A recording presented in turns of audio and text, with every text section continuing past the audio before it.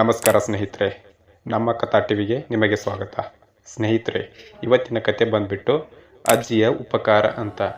ಸ್ನೇಹಿತರೆ, ಬ್ರಹ್ಮಪುರ ಎಂಬ ಒಂದು ಊರಿತ್ತು. ಆ ಊರಿನ ಜನರು ತುಂಬ ಭಯಭೀತರಾಗಿದ್ದರು. ಏಕೆಂದರೆ ಸಮೀಪದಲ್ಲಿ ಪರ್ವತದ ತುದಿಯಲ್ಲಿ ಘಂಟಾಕಾರನೆಂಬ ರಾಕ್ಷಸನಿದ್ದ ಎಂದು ಅವರು ನಂಬಿದರು. ಆ ಪ್ರದೇಶದಲ್ಲಿ ಆಗಾಗ ಗಂಟೆಯ ಸಪ್ಪಳವು ಕೂಡ ಕೇಳಿ ಬರುತ್ತಿತ್ತು. ಆದ್ದರಿಂದ ಯಾರೂ ಆ ಕಡೆ ಸುಳಿಯುತ್ತಿರಲಿಲ್ಲ. ಘಂಟಾಕರ್ಣನು ಜನರನ್ನು ತಿನ್ನುತ್ತಾನೆ ಎಂಬ ಸುದ್ದಿ ಎಲ್ಲೆಡೆ ಹರಡಿತ್ತು.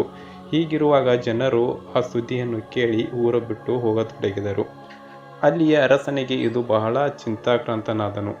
ಯಾರಾದರೂ ಘಂಟಾಕರ್ಣನ ಕಾಟವನ್ನು ತಪ್ಪಿಸಿದರೆ ಅವರಿಗೆ ಸಾಕಾಗುವಷ್ಟು ಹಣವನ್ನು ಕೊಡುವುದಾಗಿ ಡಂಗೂರನ ಸಾರಿಸ್ತಾನಂತೆ. ಯಾರೂ ಕೂಡ ಆ ಸಾಹಸಕ್ಕೆ ಹೊರಡಲಿಲ್ಲ. ಕೊನೆಗೆ ಒಬ್ಬಳು ವೃದ್ಧೆಗೆ ಡಂಗೂರದ ಸುದ್ದಿ ತಿಳಿಯಿತು. ಅವಳು ಜನರ ಮಾತನ್ನು ನಂಬಲಿಲ್ಲ.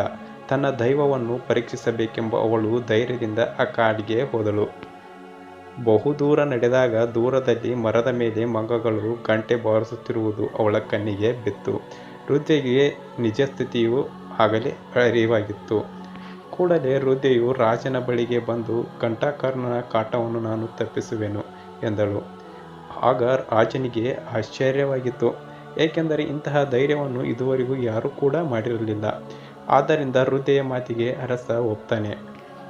ವೃದ್ಧೆಯು ಅಡವಿಗೆ ಧೈರ್ಯದಿಂದ ಮತ್ತೆ ಹೋದಳು. ಈಗಂತೂ ಅವಳಿಗೆ ಯಾವ ಅಂಜಿಕೆಯೂ ಕೂಡ ಇರಲಿಲ್ಲ. ಗಂಟೆಯನ್ನು ಬಾರಿಸುತ್ತಾ ಕೋತಿಗಳು ಕುಳಿತ ಮರದೆಡೆಗೆ ಬಂದು ನೆಲದ ಮೇಲೆ ಹಣ್ಣು ಹಂಪಲುಗಳನ್ನು ಹರವಿದಳು. ಕೂಡಲೇ ಮರದ ಮೇಲಿದ್ದ ಕಪಿಗಳು ಗಂಟೆಯನ್ನು ಎಸೆದು ಹಣ್ಣು ತಿನ್ನಲೆಂದು ಕೆಳಗೆ ಬಂದವು. ವೃದ್ಧೆಗೆ ಗಂಟೆಯನ್ನು ತೆಗೆದುಕೊಂಡು ಹೋಗಿ ಬಿಟ್ಟಳು.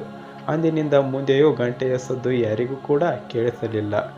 ಅರಸ ಸಂತುಷ್ಟನಾಗಿ ಅವಳಿಗೆ ಹೇರಳ ಸಂಪತ್ತನ್ನು ನೀಡ್ತಾನೆ. ಪ್ರಜೆಗಳು ವೃದ್ಧೆಯ ಉಪಕಾರವನ್ನು ನೆನೆಯುತ್ತಾ ನೆಮ್ಮದಿಯಿಂದ ಆ ಊರಲ್ಲಿ ಜೀವನವನ್ನು ಮಾಡ್ತಾರೆ.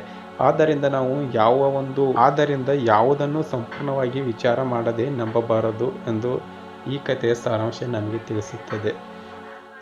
ಪ್ರತ್ಯಕ್ಷವಾಗಿ ಕಂಡರೂ ಪ್ರಮಾಣಿಸಿ ನೋಡು ಎನ್ನುವುದು ಇದರ ಒಂದು ಅರ್ಥವಾಗಿದೆ. ಸ್ನೇಹಿತರೆ, ಇದಾಗಿತ್ತು ಇವತ್ತಿನ ಕತೆ. ಇನ್ನು ಇಂತಹ ಹೆಚ್ಚಿನ ಕಥೆಗಳಿಗಾಗಿ ನಮ್ಮ ಕಥಾ ಟಿವಿನ ಸಬ್ಸ್ಕ್ರೈಬ್ ಮಾಡಿ ಮತ್ತು ನಮ್ಮ ಕಥಾ ಟಿವಿನ ಶೇರ್ ಮಾಡಿ. ನಮ್ಮ ಕಥಾ ಟಿವಿಗೆ ನಿಮ್ಮ ಬೆಂಬಲವಿರಲಿ. ಧನ್ಯವಾದಗಳು.